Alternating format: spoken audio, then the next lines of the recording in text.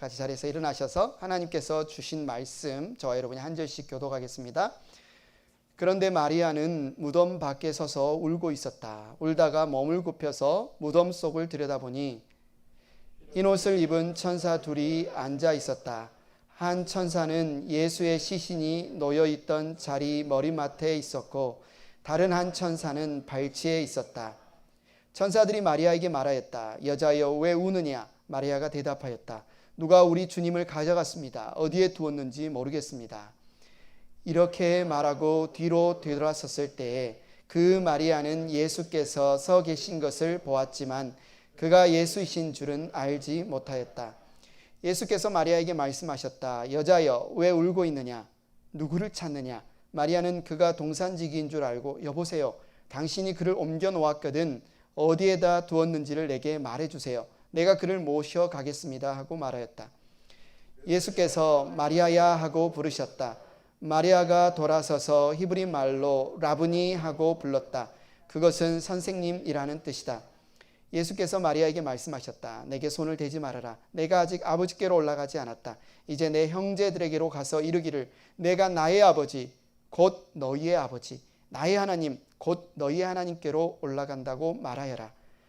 막달라 사람 마리아는 제자들에게 가서 자기가 주님을 보았다는 것과 주님께서 자기에게 이런 말씀을 하셨다는 것을 전하였다. 예, 감사합니다. 앉으십시오. 아이의 우는 모습이 보이나요?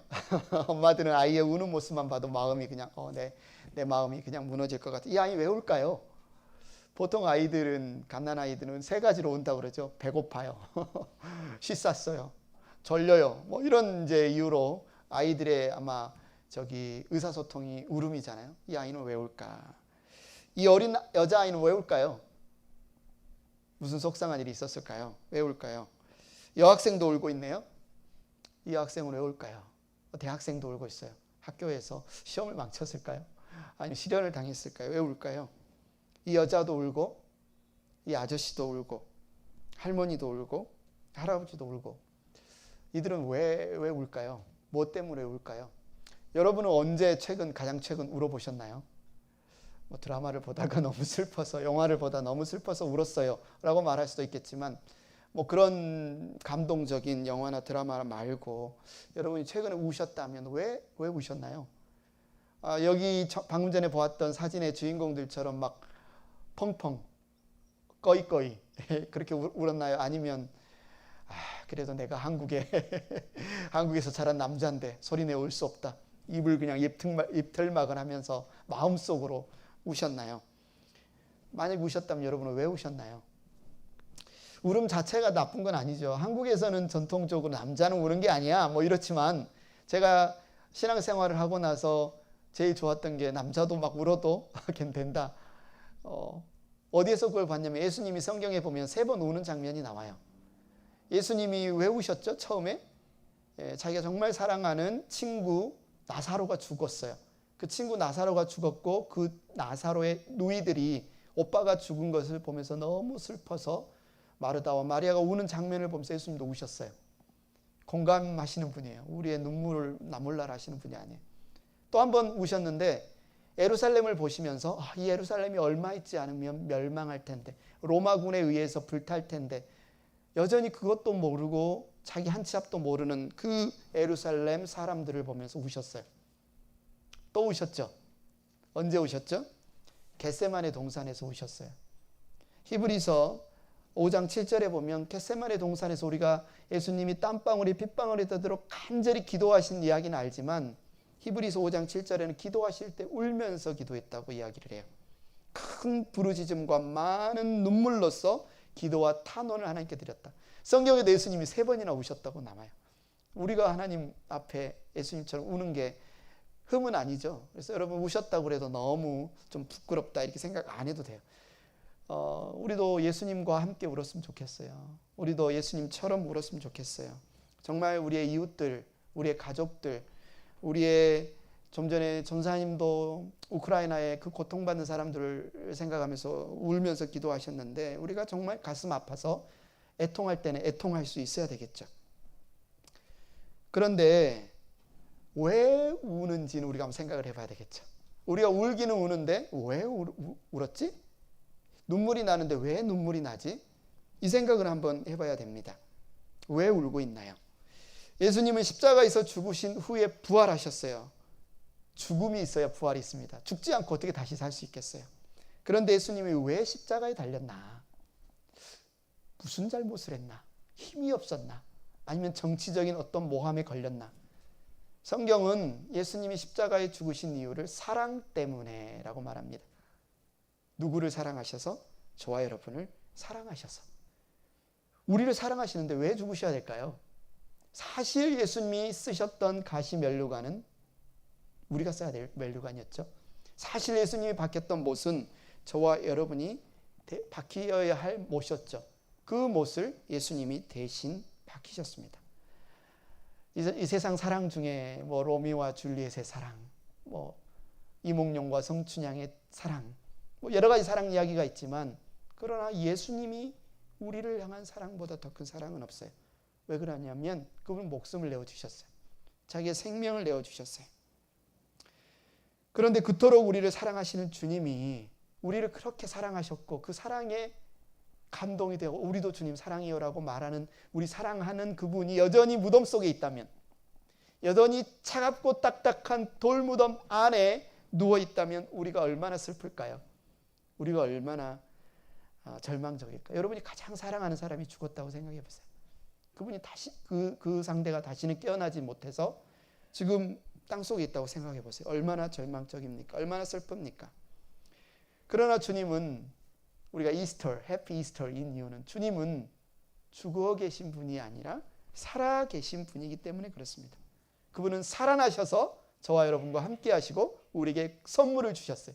여러분 좀 이따 가실 때 선물 하나씩 가져가세요. 잊지 말고 우리 교회에서 준비한 이 조그만 선물 박스 있습니다. 이스터 선물 박스 꼭 받아가시기 바랍니다. 그런데 그거보다 훨씬 좋은 선물을 주셨어요. 우리에게 능력을 주셨어요. 우리에게 생명을 주셨어요. 우리에게 소망을 주셨어요. 우리에게 구원을 주셨어요. 그래서 우리가 예수님, 내가 교회 다니니까 예수님 다시 사신 것을 믿어요, 예수님의 부활을 믿어요라고 말은 하는데 때때로 우리가 울어요. 왜 울어요? 좌절하며 울어요. 슬퍼 울어요. 우리가 울고 있을 때, 어렸을 때 우리가 울고 있으면 엄마가 와서 묻잖아요. 왜 우니? 배고파서 우니? 아니면 학교에서 울고 오면 엄마 아빠가 묻잖아요. 왜 울어? 친구와 싸웠니? 선생님한테 혼났니? 묻잖아요. 우리가 울고 있을 때 예수님 와서 물어요. 왜 우느냐? 왜 울어? 왜 우느냐? 그 질문의 뜻은 뭐냐면, 절망 가운데, 슬픔 가운데, 낙심 가운데 있는 우리를 소망으로, 기쁨으로 초대하는 질문이에요. 왜 울고 있느냐? 그래서 오늘 예수님이 부활하셨다는데, 예수님이 2000년 전에 부활하셨다는데 그게 도대체 우리와 무슨 상관일까? 그게 도대체 우리의 삶과 무슨 연관이 있을까? 십자가에 죽으시고 무덤에 묻히셨다가 부활하신 주님을 처음 발견한 사람이 있어요. 처음 목격한 사람이 있어요. 놀랍게도 막달라 마리아라는 한 여인이에요. 좀 전에 읽었죠. 어쩌면 가장 중요한 일이니까 예수님의 첫 번째 수제자인 베드로일 수도 있을 텐데, 아니면 이 요한복음을 기록한 스스로 예수님이 가장 사랑하셨던 제자라고 말하는 요한일 수도 있었을 텐데, 아니면 예수님을 낳아서 정성스럽게 길렀던 어머니 마리아일 수도 있었을 텐데, 왜 하필이면 성경에 이 막달라 마리아는 7 귀신이 들렸던 여인이었다. 비천한 삶을 살았고 사람들에게 손가락질을 받았으나 예수님이 그녀를 불쌍히 여겨서 고쳐주셨어요. 황폐했던 영혼, 버림받았던 영혼, 정말 비참하고 다른 사람들과 차별받았던 그 영혼이었던 이 여인 막달라 마리아가 어떻게 가장 먼저 예수님의 부활을 목격했을까요? 여기에도 의미가 담겨 있어요. 성경은 그냥 대충 막 기록한 게 아닙니다. 분명히 하나님의 계획이 담겨 있는데, 거기에는 뭐냐면 이런 사람이라 할지라도 예수님이 찾아오신다는 거예요. 이 세상에서는 존경받지 못하고, 이 세상에서는 인정받지 못하고, 이 세상에서는 뭔가 숨고만 싶은 그런 사람이라 할지라도 예수님은, 부활하신 예수님은 그 사람을 찾아가신다. 그냥 찾아가실 뿐만 아니라 마리아야, 마리아야 이렇게 부르셔요. 그녀를 찾아가셔서 그녀의 이름을 불러주신 주님이 오늘 이전에 우리를 찾아오셔서 우리의 이름을 불러주십니다. 우리의 이름을 불러주세요. 다정하게 불러주세요. 그런데 우리는 어때요? 우리 눈앞에 문제가 너무 커요. 먹고 사는 문제가 너무 커요. 내가 하고 싶은 이야기가 너무 커요. 그래서 내 옆에 오셔서 예수님이 다정하게 나의 이름을 불러주시는데 부활하신 주님을 보지 못해요. 깨닫지 못해요. 마리아도 마찬가지였어요. 마리아가 지금 산 위에 동산에 있는 공동묘지에 있는 예수님의 빈 무덤 앞에 섰어요. 가봤더니 무덤이 비었어요. 그 빈 무덤을 보고 울어요. 펑펑 울어요. 슬퍼서 울어요. 가슴을 치면서 꺼이꺼이 울어요. 왜 울어요? 무덤 안에 두 남자가 있어요. 천사들이 있어요. 천사들이 물어요. 여자여 왜 우느냐? 여자여 왜 우느냐? 마리아가 대답해요. 누가 우리 주님을 가져갔어요. 어디에 두었는지 모르겠어요. 마리아가 그렇게 울고 있는데 부활하신 예수님이 나타났어요. 다시 사신 예수님이 나타나셔서 그녀에게 물어요. 여자여 왜 울고 있느냐? 누구를 찾느냐? 마리아는 그가 동산지기인 줄 알고 여보세요. 그를 보면서 부활하신 예수님을 보면서 여보세요. 당신이 그를 옮겨 놓았거든 어디에다 두었는지 내게 말씀해 주세요. 내가 그를 모셔가겠습니다. 천사도 물었어요. 여자여 왜 우느냐? 예수님도 물었어요. 여자여 왜 우느냐? 누구를 찾느냐? 천사가 몰라서 물을까요? 천사가 이 마리아가 왜 울고 있는지 몰라서 지금 묻는 걸까요? 예수님은요? 예수님은 그냥 상황 파악이 안 돼서 지금 묻는 걸까요? 여자여 왜 우느냐? 왜 우느냐? 몰라서 묻는 게 아니에요. 울 필요가 없는데 지금 울 상황이 아닌데 지금은 막 박수 치면서 기뻐해야 될 상황인데 왜 우느냐 그 말이죠. 울 필요가 없는데 왜 우느냐? 누구를 찾느냐? 여자가 마리아가 우는 이유를 예수님은 알아요. 이 마리아가 지금 누구를 찾고 있기 때문에 그 찾고 있는 대상이 없어져서 지금 울고 있는 걸 알아요. 천사에게도 말했잖아요. 지금 마리아가 찾고 있는 게 뭐예요? 시체, 죽은 시신. 누구의 시신? 예수님의 시신을 찾고 있어요. 예수님의 죽은 시신을 찾고 있어요. 제발 어디에 있는지 알려주세요. 예수님의 시신, 예수님의 시체가 어디 있는지 좀 알려주세요. 마리아는 지금 이른 새벽 왜 왔습니까? 왜 지금 이 무덤을 찾아왔습니까? 단 한 가지 목적을 위해서 왔어요. 자기가 존경했고 스승으로 따랐고 선생님으로 모셨던 그분의 가는 길을 좀 자기 돌아가신 그분을 좀 애곡하기 위해서 그분의 장례를 좀 돕기 위해서 향품을 준비해 왔어요. 기름을 준비해 왔어요. 예수님의 시신에 향품을 바르고 정말 애곡하기 위해서 왔는데 슬퍼하기 위해서 왔는데 시체가 없는 거예요. 시신이 없는 거예요. 어떻게 스승의 시신이 사라진 거예요. 지금 마리아는 부활하신 예수님을 만나러 온 게 아닙니다. 예수님의 부활하신 그 예수님을 정말 영접하기 위해 온 게 아니에요. 그녀는 지금 돌아가신 예수님, 죽은 시신을 찾기 위해 왔어요. 그 시신을 장례를 잘 해서 보내드려야 되는데 없어진 거예요. 너무 슬퍼요. 통곡해요. 다시 말해서 만약에 마리아가 왔는데 무덤에 예수님의 시신이 그대로 있었다면 마리아가 이렇게 울진 않았다는 거예요. 이렇게 슬퍼하진 않았다는 거예요. 이렇게 낙담하지는 않았다는 거예요. 마리아가 이렇게 서럽게 우는 이유는 자기가 찾던 죽은 예수님이 없기 때문에 우는 거예요. 죽은 예수님의 시신이 없기 때문에 우는 거예요. 잘 한번 생각해 보세요. 왜 울었어요? 자기의 기대가 어긋났기 때문에 우는 거예요. 분명히 예수님은 죽으셨고 시신에 있을 텐데 무덤 안에. 그럼 내가 가서 향품을 잘 발라드리고 잘 보내드릴 텐데 자기의 기대가 무너졌어요. 자기의 원하는 바가 무너졌어요. 자기가 원하는 대로 정말 정성스럽게 장례를 해드리고 싶었는데 못하니까 지금 슬픈 거예요. 자기의 열심, 자기의 서름 때문에 울었어요. 마리아의 머릿속에는 온통 예수님의 시신, 예수님의 시신, 예수님의 시신 이 생각에 사로잡혀 있어요. 부활이라는 단어는 지금 떠오르지도 않아요. 예수님의 시신 어디 있지? 예수님의 시신 어디 있지? 내가 가지고 온 향품을 꼭 가슴에 껴안고 장례하기 위해서 지금 예수님의 시신만 찾고 있어요. 그런데 시신이 없어진 거예요. 자기에게 가장 중요한 예수님의 시신이 지금 없어진 거예요. 정확히 말하면 정말 주님을 사랑해서 슬퍼하면서 울었지만 더 깊이 그 마음의 동기와 내면을 살펴보면 지금 자기가 기대한 대로 되지 않아서 상황이 자기가 예상한 게 지금 무너져서 슬퍼하며 울었어요. 마리아가 예수님을 사랑한 건 맞습니다. 예수님이 반역자로 로마의 반역을 선동한 죄로 당대의 유대 이스라엘의 가장 최고 권력자들의 눈밖에 나서 정말 밤중에 긴급 체포되어 불의한 재판을 받고 가장 극악한 처형 방법인 십자가에 죽었어요. 예수님을 따르던 제자들 어땠습니까? 다 꽁꽁 숨었어요. 꽁꽁 숨어서 나도 잡혀갈까 봐, 잘못해서 나도 엮일까 봐, 나도 십자가에 못 박힐까 봐 다 숨어있는 그때 이 여인 막달라 마리아는 이른 새벽에 두려움 없이 예수님의 무덤을 찾습니다. 대단하지 않아요? 대단한 열정입니다. 대단한 헌신입니다. 대단한 사랑이에요. 그러나 안타깝게 그것은 예수님이 바라시는 열심이 아니었고 뭐였어요? 자기 열심이었어요. 그 사랑하는 마음은 참 귀하지만 그 사랑의 표현이 예수님이 기대하신 방식이 아니라 자기 방식이었어요. 사실 예수님은 지금 향품이 필요한 게 아니에요. 장례식이 필요한 게 아니에요. 슬퍼하는 눈물이 필요한 게 아니에요. 예수님은 사셨어요. 부활하셨어요. 지금 예수님께 필요한 거는 찬송이에요. 기뻐하는 환한 미소예요. 근데 이 마리아는 정반대로 지금 예수님을 사랑하려고 표현하고 있어요. 그래서 그 시신이 없자, 장례할 수 있는 시신이 없자 슬퍼해요. 괴로워해요. 낙심해요. 울어요. 막달라 마리아는 천사들에게 대답하고 막 찾고 있는데 뒤에서 인기척이 들립니다. 돌아보니 사실은 예수님이에요. 바로 알아봤어야 될 예수님이에요. 그런데 전혀 마리아는 예수님인 줄 몰라요. 왜 그랬을까요?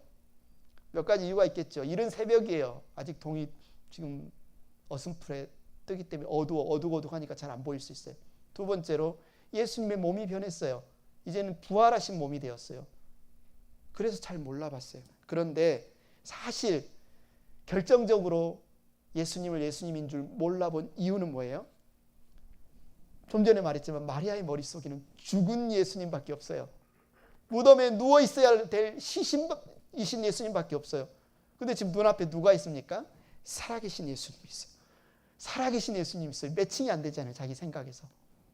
그래서 못 알아본 거예요. 누가복음에서 천사들은 예수님의 무덤을 찾아온 여인들에게 이렇게 말하죠. 어찌하여 너희들은 살아계신 분을 죽은 사람들 가운데서 찾고 있느냐? 왜 무덤에 와서 살아계신 분을 왜 무덤에 와서 죽은 사람 찾듯이 찾고 있느냐? 마리아가 지금 못 알아본 이유도 딱 그 이유입니다. 살아계신 분, 움직이시는 분을 찾아야 되는데 지금 죽어있는 시신을 찾고 있으니까 지금 살아서 말씀을 거는 그분이 예수님이라고는 짐작조차 못하는 거예요. 생각조차 못하는 거예요. 예수님이 여자여 왜 울고 있느냐? 누구를 찾고 있느냐? 묻고 있는데도 대화까지 하는데도 그분이 예수님인 것을 알아채지 못해요. 아마 동산을 관리하는 이 무덤을 관리하는 동산지기인가 보다. 혹시 동산지기가 이 시신을 다른 곳에 옮겼으면 좀 돌려달라고 애원하기까지 해요. 오직 돌아가신 예수님, 오직 죽은 예수님의 시신에만 자신의 모든 생각이 집중되어 있어요. 그런 생각이 마리아의 마음을 지배하고 있어요. 그래서 살아나신 예수님을 보고도 그분의 음성을 듣고도 그분이 예수님인 것을, 살아나신 것을 깨닫지 못해요. 안타깝게도 우리가 예수님을 믿고 신앙생활을 하는데 이 마리아, 막달라 마리아 같은 모습일 때가 꽤 많다는 겁니다. 우리는 이렇게 하면 예수님이 기뻐하시겠지?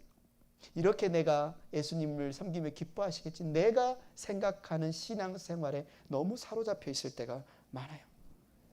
그런데 사실 그런 경우는 내가 원하는, 내가 바라는 신앙생활 쪽으로 흘러갈 때가 너무나 많아요. 내가 바라는 대로, 내가 원하는 대로 신앙생활이, 교회 생활이 안 되면 어떻게 생각해요? 어떻게 판단해요? 주님 일이 너무 더디다. 교회가 너무 은혜스럽지 못하다. 하나님은 그분의 일을 하고 있는데, 하나님은 하나님의 방법대로 일하고 있는데 우리는 내가 원하는 대로, 내가 바라는 대로 일이 안 되면 전혀 주님의 일이 안 되는구나. 너무 괴로워해요. 너무 슬퍼해요. 굉장한 열심도 있고 굉장한 헌신도 있고 굉장한 사랑도 있는데 막달라 마리아처럼 죽은 예수님만 찾는 경우가 얼마나 많은지 몰라요. 예수님은 살아나셨는데 더 크고 더 위대한 일을 우리를 위해 예비해 놓으셨는데 얼마나 안타깝습니까? 우리는 예수님을 장례할 일에만 관심이 꽂혀 있다면 얼마나 안타깝습니까? 사람들이 종종 이러한 신앙 태도를 내가 복음이라고 부릅니다. 내가 복음. 내가 좋은 대로, 내가 생각하는 신앙생활, 내가 생각하는 하나님, 내가 생각하는 예수님, 그 내가 복음에 딱 사로잡혀 있으면 옆에서 다른 형제자매들이 신앙에 대해서 이야기하면 그건 네가 복음이고 나는 이게 맞다고 생각해.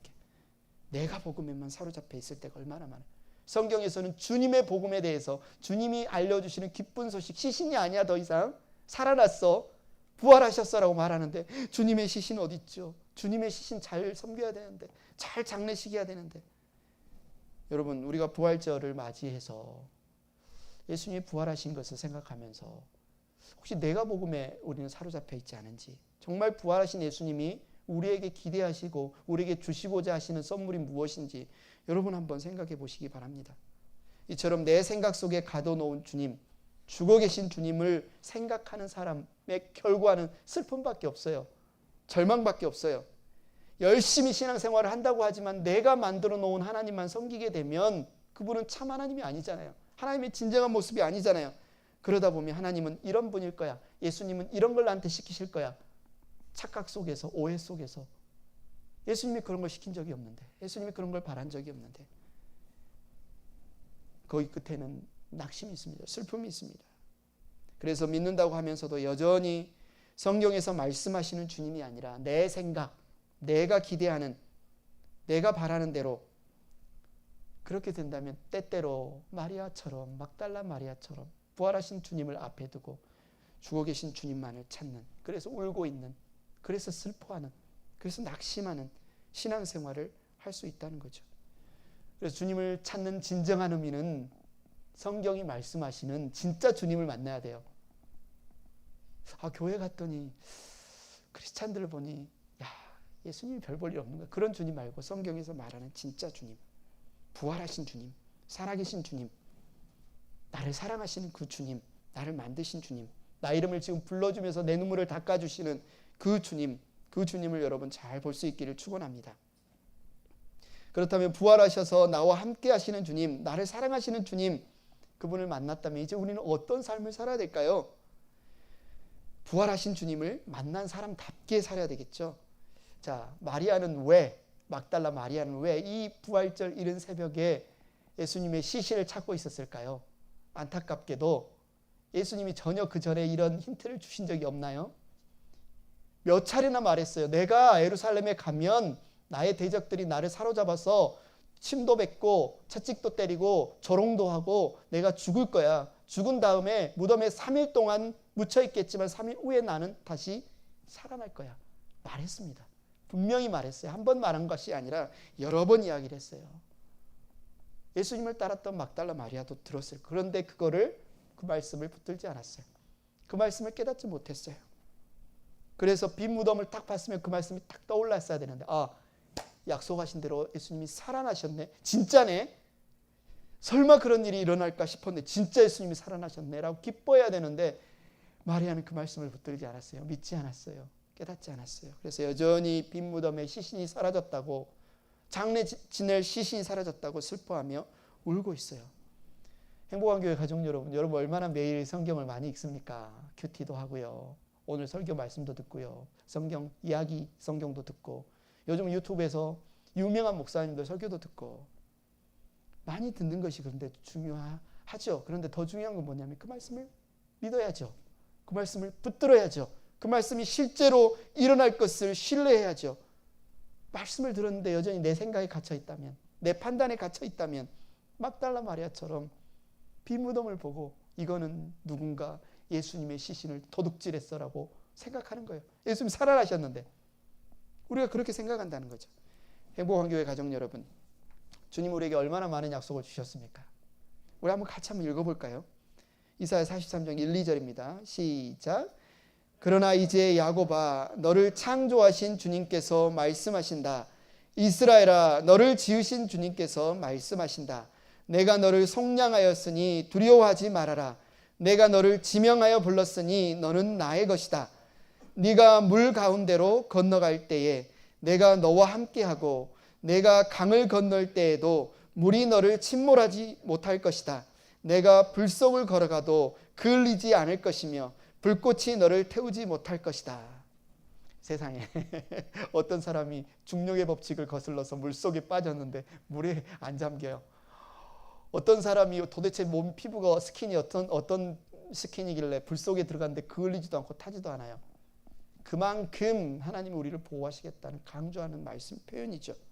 그 정도로 주님이 우리를 눈동자처럼 지키시고 보호하시겠다는 약속이죠. 요한복음 14장 18절에 말하죠. 나는 너희를 고아처럼 버려두지 아니하고 너희에게 다시 오겠다. 주님이 우리에게 얼마나 많은 약속을 하셨나요? 주님이 우리에게 얼마나 많은 약속을 주셨나요? 그런데도 우리는 말씀은 말씀이고 성경은 성경이고 나는 외로워, 나는 힘들어, 나는 슬퍼, 나는 두려워, 내 인생을 알아주는 사람 1도 없네, 내 형편 알아주는 사람 1도 없네. 그러면서 왜 슬퍼하고 왜 울고 있습니까? 주님이 약속해 주셨는데, 주님은 약속한 것을 반드시 지키시는 분인데, 바로 예수님이 다시 살아나신 것이 그 증거예요. 이 세상에서 가장 지키기 힘든 약속이 뭐겠어요? 죽음에서 살아나시겠다는 약속 아닙니까? 예수님은 그 약속을 지키셨는데 그 어떤 약속을 지키지 못할까요? 여러분, 울지 마십시오. 낙심하지 마십시오. 주님의 말씀을 기억하며 붙드십시오. 마태복음 28장 20절, 보아라, 내가 세상 끝날까지 항상 너희와 함께 있을 것이다. 아무것도 염려하지 말고 모든 일을 오직 기도와 간구로 하고 여러분이 바라는 것을 감사하는 마음으로 하나님께 아뢰십시오. 네가 나를 부르면 내가 너에게 응답하겠고 네가 모르는 크고 놀라운 비밀을 너에게 알려주겠다. 내가 너와 함께 있으니 두려워하지 말아라. 내가 너의 하나님이니 떨지 말아라. 내가 너를 강하게 하겠다. 내가 너를 도와주고 내 승리의 오른팔로 너를 붙들어 주겠다. 여러분, 이 부활절에 우리가 기억해야 될 것이 뭡니까? 예수님이 부활하셨다는 이야기를 기억하는 것도 중요하겠지만 그분이 부활하심으로 증명하신 약속, 나는 약속 반드시 지킨다, 나 약속 어긴 적이 없다 하신 그분이 우리에게 하신 약속의 말씀, 여러분에게 주셨던 말씀, 여러분이 들었던 그 말씀, 여러분 회복시키십시오. 그 말씀 붙잡는 것, 그 말씀이 실제로 일어날, 그 약속이 실제로 일어날 진리라는 사실을 여러분 기억하십시오. 부활하신 주님을 만난 우리는 절망 가운데 있는 사람들을 돌아봐야 돼요. 우리만 기쁘면 안 돼요. 이제는 슬퍼할 필요가 없어요. 두려워할 필요가 없어요. 절망할 필요가 없어요. 알려줘야 돼요. 예수님의 부활을 경험한 사람은 이 부활의 놀라운 소식을 전하지 않을 수가 없어요. 만약에 이 소식이 시시한 소식이라면, 이 소식이 별 볼 일 없는 소식이라면, 이 소식을 들어도 상대방에게 큰 도움이 안 된다면 우리가 그렇게 전할 필요가 없겠죠. 그러나 예수님이 다시 사셨다, 내 모든 죄를 지고 내 모든 수치를 지고 내 모든 부끄러움을 다 해결하고 우리를 만드신 하나님 앞에 우리가 두려움 없이 나아갈 수 있는 길을 열어주셨다. 그것이 바로 예수님이 다시 사심으로 우리에게 알려주신 소식이다. 그 소식이라면 우리가 안전할 수가 없잖아요. 그래서 성경을 보세요. 수많은 사람들이 예수님의 이 부활 소식을 전해요. 그러다가 고초를 당해요. 매를 맞아요. 사자우리에 던져져요. 예수님의 모든 제자 사도 요한만 빼놓고 다 죽어요. 사도 바울 어떻습니까? 그도 죽습니다. 이게 거짓말이라면, 이게 별 볼 일 없는 소식이라면 누가 목숨을 내걸겠어요? 거짓말에 자기 목숨을 내걸 사람이 어디 있겠어요? 야, 인생 한번 너무 지루한데 한번 살아볼까? 막 살아볼까? 이럴 사람이 어디 있겠어요? 수많은 사람들이 자기의 목숨, 자기의 수고, 자기의 돈, 자기의 에너지, 자기의 시간을 예수님이 부활하셨다는 그 사실 때문에 나눠줍니다. 헌신합니다. 전합니다. 그러고 말해요. 뭘 말해요? 예수님이 우리 죄를 위해, 우리를 죄에서 구원하시기 위해 십자가에 죽으셨어요. 근데 죽고 끝난 게 아니에요. 3일 만에 다시 살아나셨어요. 이게 예수님의 제자들이 전한 소식입니다. 우리가 그 증인이에요. 누가 예수님의 부활을 믿습니까? 저요. 누가 예수님의 부활을 목격했습니까? 저요. 바로 그 증인들 때문에 저와 여러분이 오늘 예수님의 Happy Easter라고 이야기하면서 지금 이 부활주의 예배를 드리고 있지 않습니까? 부활하신 주님을 알아보지 못하던 마리아가 언제 이제 주님을 알아봐요. 해피 엔딩이에요. 그죠? 언제 알아봐요? 예수님이 자신의 이름을 부르셨을 때 20장 16절 본문에 보니까 예수께서 마리아야 라고 부르셨다. 마리아가 돌아서서 히브리 말로 라브니 하고 불렀다. 그것은 선생님이란 뜻이다. 예수님이 자기의 이름을 불러주실 때 마리아가 깨달았어요. 이 사람이 동산지기면 내 이름을 모를 텐데 어떻게 내 이름을 알았지 하고 보니까 누구예요? 예수님이에요. 마리아야 라는 자기 이름 듣는 소리를 보고 그때서야 돌아서서라고 성경에 이야기해요. 마리아가 돌아서서. 근데 이것은 단순히 자기 몸만 돌아선 게 아니에요. 마리아야 라는 이야기를 들을 때 마음속에 생각이 돌아섰어요. 그 전까지는 예수님은 죽었어. 예수님 시신 어디 있지? 장례 지내야 돼. 이 생각이 가득했던 그의 마음이 예수님이 마리아야 라고 부르니까 살아나셨나? 그 생각이 깨졌어요. 꼭 안고 있던 향품, 꼭 안고 있던 장례품 필요 없어요. 왜요? 살아나셨는데. 장례 지낼 필요가 없는데. 예수님이 여러분의 이름을 불러주세요. 우리가 부족해도, 우리가 연약해도, 때때로 주님을 배신해도, 때때로 우리가 내가복음에 사로잡혀 신앙생활해도, 때때로 우리가 너무너무 부끄러워도 예수님이 우리를 불러주세요. 우리를 찾아주세요. 우리 이름을 이름을 부르며 사랑해 주세요. 성경은 절대로 너희가 나를 사랑하는 만큼 나도 너희 사랑할게. 너희가 나에게 헌신하는 만큼 나도 너희에게 헌신할게. 너희가 나에게 잘해주는 만큼 나도 너희를 사랑할게 라고 성경에 말한 적이 없어요.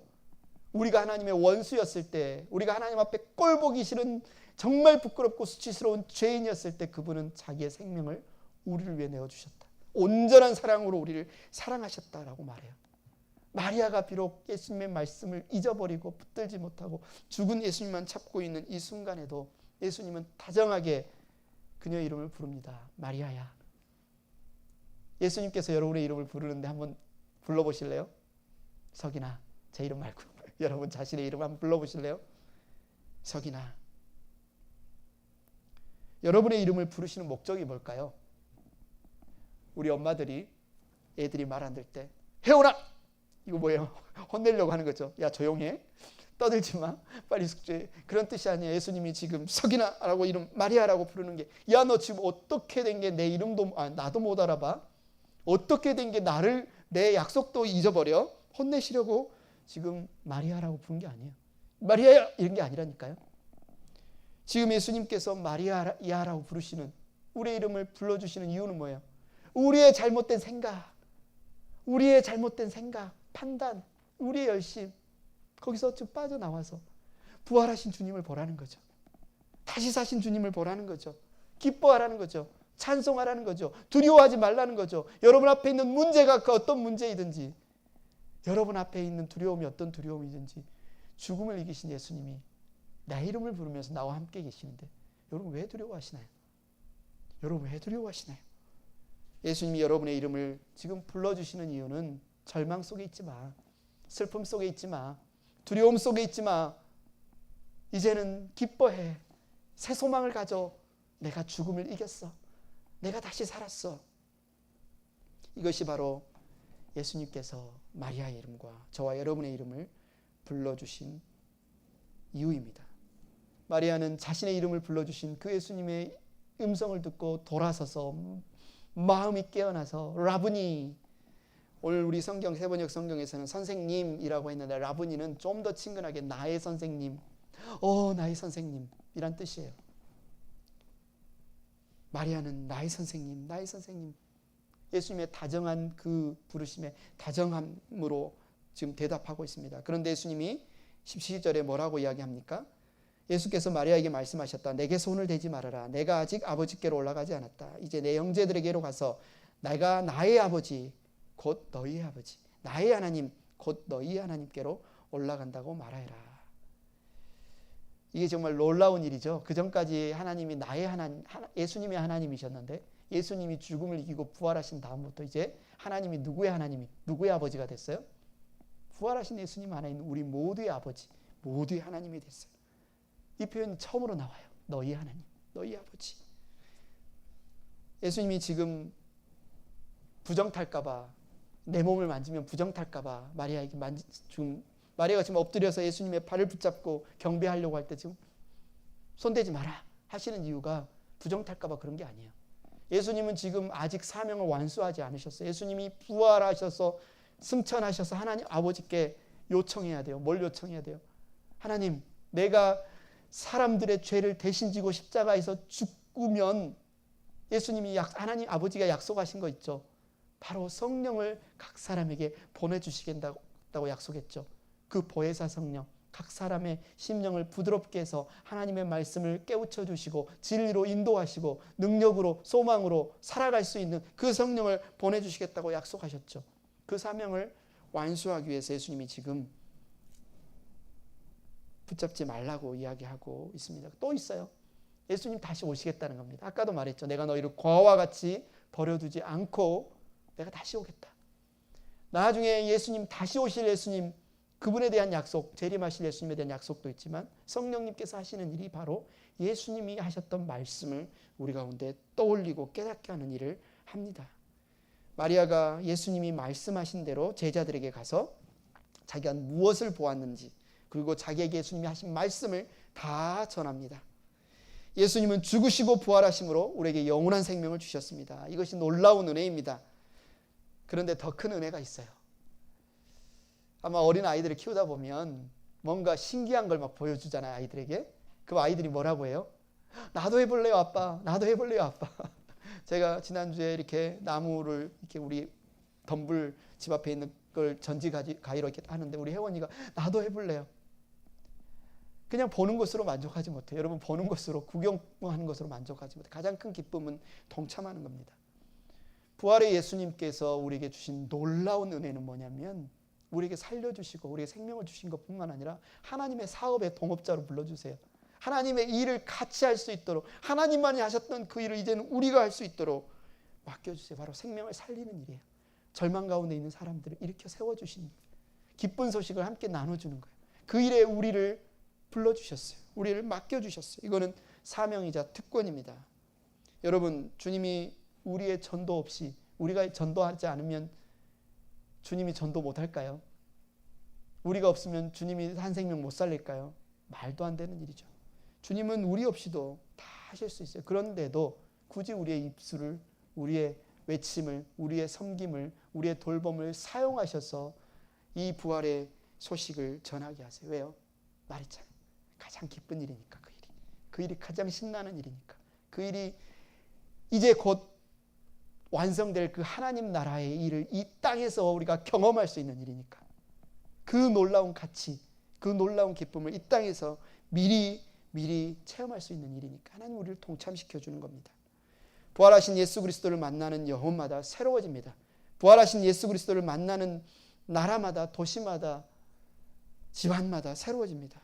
부활하신 주님을 만나면 고린도후서 5장 17절에 말해요. 누구든지 그리스도 안에 있으면 그는 새로운 피조물입니다. 옛 것은 지나갔습니다. 보십시오, 새 것이 되었습니다. 이론적으로 그러는 게 아니에요. 그냥 말로만 그러는 게 아니에요. 진짜예요. 여러분, 진짜죠? 진짜로 새 것이 됩니다. 진짜로 새 사람이 돼요. 진짜로 새로운 피조물이 됩니다. 이 소식을 우리가 왜 안전하겠어요? 이 이야기를 왜 안전하겠어요? 새 삶을 살 수 있습니다. 부활하신 주님이 우리에게 물으세요. 왜 우느냐? 누구를 찾느냐? 여러분, 지금 울고 있다면, 뭔가 괴로워하고 있다면, 뭔가 걱정하고 불안해하고 있다면 왜 그래요? 예수님이 죽으셨어요? 아직도 무덤에 묻히셨어요? 약속을 어기셨어요? 아니잖아요. 예수님이 다시 사셨잖아요. 예수님이 다시 사셨잖아요. 예수님 약속을 지키셨잖아요. 예수님 여러분의 주신 약속을 반드시 지키실 건데 왜 울고 있습니까? 혹시 주님이 원하시는 게 아니라 여러분이 찾는 것 때문에, 여러분이 원하는 것이 원하는 대로 되지 않아 울고 있습니까? 그렇다면 여러분 눈을 하나님 말씀에, 주님 말씀에 한번 집중해 보세요. 주님이 여러분을 사랑하십니다. 여러분을 위한 놀라운 사랑과 계획을 가지고 계십니다. 이 시간 잠깐 기도하고 나서 우리가 주님이 기억하라고 했던 주의 만찬을 나누는 시간을 갖도록 하겠습니다. 제가 잠깐 기도하겠습니다. 하나님, 감사합니다. 막달라 마리아, 당시 세상에서는 참 부끄럽고 손가락질 받고 인정받지 못했던 그런 여인이었지만, 그러나 그가 예수님을 만나고 새로운 피조물, 새 사람이 되었습니다. 부활의 첫 증인이 되었습니다. 그러나 여전히 자기 생각, 자기 판단, 자기 열심, 자기 바람에 갇혀서 부활하신 주님을 알아보지 못할 때 주님이 그녀의 이름을 불러주셨고 눈을 열어주셨고 옛 세상을 깨고 나와 새로운 세상을 살아갈 수 있는 은혜와 특권을 주셨습니다. 우리에게도 그 은혜를 주셨습니다. 우리의 이름을 불러주셨습니다. 부활하신 예수님께서 우리에게 약속해 주셨습니다. 부활의 기쁜 소식을 나눌 수 있도록 우리를 초대해 주셨습니다. 우리가 우리의 서름 때문에, 우리의 두려움 때문에, 우리의 생각 때문에 울지 않게 해주세요. 오히려 주변에 있는 안타까운 사람들을 위해 울게 해주세요. 그들의 아픔에 공감하며 예수님이 우셨던 것처럼 우리도 그렇게 울게 해주세요. 그들을 위해 기도하며 그들을 위해 사랑하며 울게 해주세요. 감사합니다. 예수님의 이름으로 기도드렸습니다. 아멘.